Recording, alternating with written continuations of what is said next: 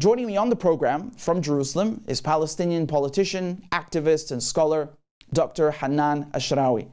She served as an official spokesperson of the Palestinian delegation to the Middle East peace process, and until last year, as a senior member of the PLO Executive Committee. She held several posts within the Palestinian Authority, the Arab League, as well as the PLO. As an activist, she founded several bodies and institutions dedicated to Palestinian self-determination, such as the Independent Commission for Human Rights. Dr. Ashrawi, it's an honor to have you on the program. Thank you so much for joining me. Thank you. It's my pleasure to be with you, Richard. Doctor, can I just begin perhaps a bit more broadly with the West now marking the anniversary of the so-called Abraham Accords? What do you make of that? And what are your thoughts on the current state of the resistance? I mean, do you think that in the last month since Al-Aqsa and everything that's happened since, do you believe that the resistance is headed in the right direction? Yeah, well, the celebration of Abraham Accords is really a very cynical manipulation of a very bad situation in which the conflict is perpetuated with the complicity and collusion of some Arab countries or some Arab regimes that were either blackmailed or bribed into normalizing with Israel, which means normalizing the occupation and injustice and lawlessness and so on. That's another issue we can talk about for a long time. Palestinian resistance is ongoing. It has never stopped. The question is, what shape does it take? What expression does it adopt? It adopts many shapes, many expressions, and basically it is firmly embedded in the Palestinian people's refusal to surrender, and the Palestinian people's insistence on maintaining their rights, their history, their presence, their narrative, despite all the injustices, despite Israel's persistent attempts at the erasure of the Palestinian people and our narrative and our rights, and of course the collusion and complicity of the West, particularly the US and Europe. So we are seeing here Palestinians modifying, adapting the way in which they resist. Historically, we've been through several phases, whether it's a revolution, an armed struggle, or whether it's nonviolent resistance, or whether it is sumud or persistence, remaining on the ground, and so on. So the most significant aspect of this latest phase is, of course, the expression of total unity among the younger generation of all Palestinians everywhere, regardless of the nature of our oppression, the nature of our exile, our geographic location, and so on.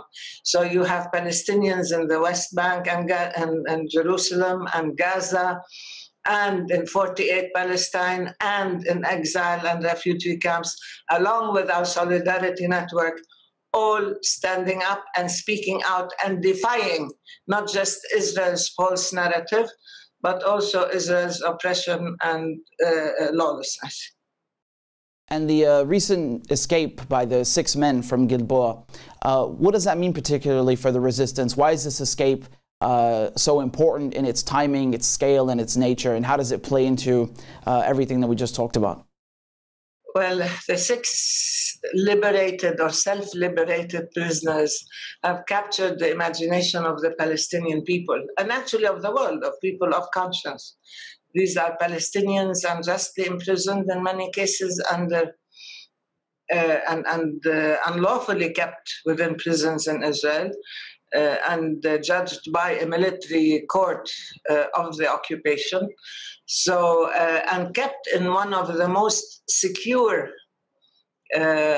prisons in Israel, Gilboa, and they managed persistently and in an amazing way to dig this tunnel, to be able to find their way to freedom.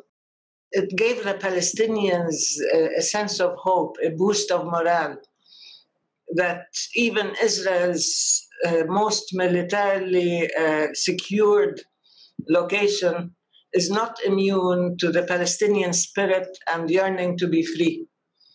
This was the most important message. And all the Palestinian people united in defending them, supporting them, and expressing a sense of solidarity and appreciation, while expressing also our yearning to be free. There are different types of captivity, but as you know, all of Palestine is being held captive by Israel. You know, we saw the Israeli media say that the prison's blueprints were left online by the architecture firm that built the prison. They said there were also problems with the plumbing system that were exploited. They even suggested that one of the guards simply fell asleep or was working with the prisoners. I mean, we've heard a whole host of reasons from the Israelis. Do you think that perhaps they're just coming up with excuses to try and cover up their embarrassment? Of course. Yeah, this is typical. They're always trying to diminish the achievements of Palestine and the Palestinian people. They're always trying to say, well, something went wrong, or one person is responsible, or whatever. But the issue is that there is this dedication, there is this total commitment to achieving their freedom, to seeing their families, to, as one person said, 5 days smelling the fresh air of Palestine, of looking at Palestine, of eating some of the fruits and so on, is equal to a lifetime in prison. This is the kind of spirit, undefeated spirit of the Palestinian people. And this is something that is not consistent with the Israeli narrative and with the Israeli misrepresentation of the Palestinians. As you know, historically, Israel always labeled all Palestinians as terrorists, and so it goes on and on and on. They never say Palestinian unless they add the term terrorist to it. So the denial of the humanity, the denial of the spirit, the denial of the dedication, of the real human nature of the Palestinian people and narrative, this now is not so credible, given the fact that reality is coming out, that people have a chance to look at what's happening, to address the Palestinians directly, to utilize social media and other means in order to debunk the myths and expose the lies of Israel. Hamas announced that there will be no prisoner exchanges in the future with the Israelis unless they include the 6 men from Gilboa, essentially that they will be free in any case. What do you make of that? Yeah, that really encouraged Palestinian people, because these 6 deserve to be free. And we believe all Palestinians deserve to be free, that all Palestinian political prisoners in Israeli prisons are being held unlawfully and unjustly. But in any prisoner exchange, certainly, they, as well as others like Marwan Barghouti and Mohammed Saadat and others, have to be released. So the fact is they paid the price of their captivity, so to speak, and they showed the world how they can break the walls of their prison, how they can defy the conditions of their injustice. So certainly, yes, they should be at the top of the list. We heard from an unnamed source that the Palestinian Authority had agreed to help the Israelis catch the men in exchange for easing of prison conditions. Do you think this report is credible, and what are your thoughts on it? No, I would like to check the source, because I don't believe that there's any Palestinian who will betray these people, whether the leadership or among the people. And everybody, including the government and the presidency, everybody expressed solidarity with the prisoners, with the liberated prisoners, with those still in prison, and maintained their commitment to them. So I don't think that anybody would betray them in any way, no. Right, I also wasn't sure if it's an attempt to sow discord, as they were also putting other stories out and so on. Of course. They attempted to say that they were handed over or betrayed by other Palestinians in villages and so on. So, as usual, the source of information should never be Israel. Why is it important for people to understand, to acknowledge that the men the self-liberated men, they're freedom fighters, they're resistance fighters, not just morally, ethically, but indeed legally under international law? Yeah. It is important because, as I said, Israel has been trying to distort and malign the Palestinian struggle as a whole, and the Palestinian people, including individuals and freedom fighters and so on. So to try to break through, to debunk the lies and the myths of Israel, for the world to stand up and say, no, international law stands by these people. Justice must be served, that these people are not the type of terrorists that Israel claims them to be, and therefore it's very important that the world acknowledges the nature of the reality of the struggle for freedom. Look, Israel has arrested over 1 million people since 1967 only, Palestinians, and has killed over 75,000 Palestinians. Does that mean Israel has found a nation of terrorists? Does it mean that Israel has a system of justice for its people under its occupation and held in captivity? Does it mean that the Israeli military courts and the Israeli laws and occupiers' laws and so on hand out justice to the Palestinian people? These are occupiers who are using every possible means, including utter lawlessness and violence, against a captive population.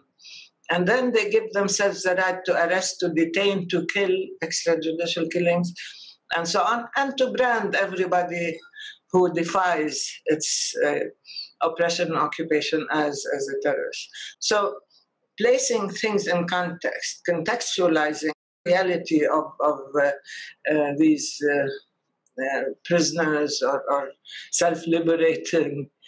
Actually, people remain free inside, even though you are held in captivity. So to try to malign them and to try to justify why they're there and to try once again, I mean, the way they were treated when they were caught, it's just horrendous. The way they were beaten, the way they were insulted and abused and so on, it's horrific. But this is the nature of the Israeli occupation and a settler colonial regime that is based on pure, unadulterated racism. Racism, Islamophobia, denial of the humanity of the other, using any means of control in order to be able to maintain a stronghold and to steal the land and resources, as well as the narrative and reality and identity of the Palestinian people. One of the prisoners, Zakaria Zubaydi, we heard that he's been treated so badly, beaten up so badly by the Israelis that he was sent to the intensive care unit. And there's a media blackout on his health condition. Do we have any news on that front about how he's doing, or is this blackout still in place? I think his lawyer came out and talked about how he was beaten up and with broken bones on his face and his head was. So news is coming out, and it comes through Palestinian lawyers or people who are able to reach him, and they're not many. I think only one person was able to reach him. But when you look at the photos of his arrest and the ways in which they tried to cover him up so that he won't be seen, the army, the soldiers were surrounding him, but you could see his face, and they said his face, his head, and of course he had previous injuries, so they targeted these injuries in the legs and so on.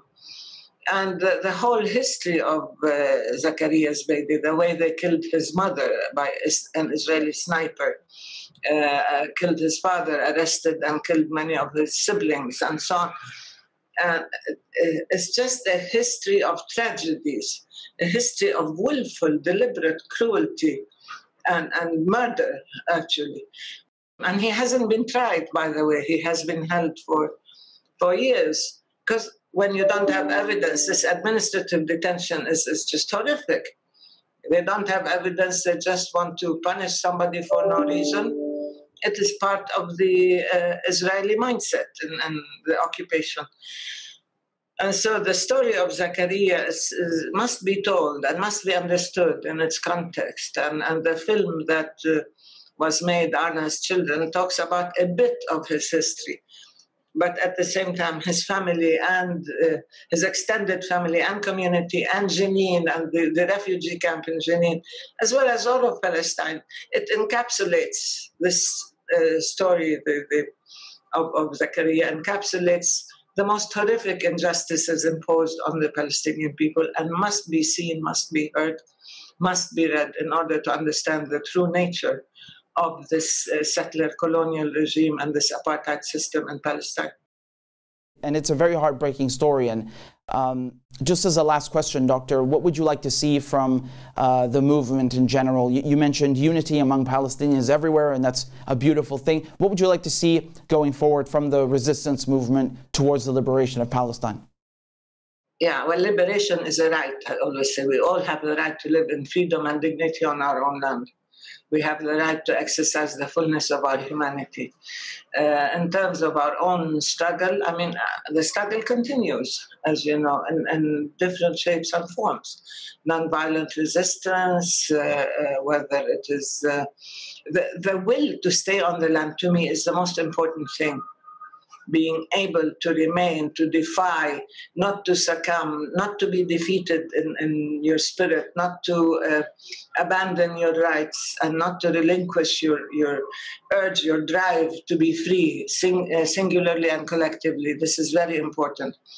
And any type of resistance movement that in many ways follows these patterns and achieves those objectives is something that the Palestinian people will pursue.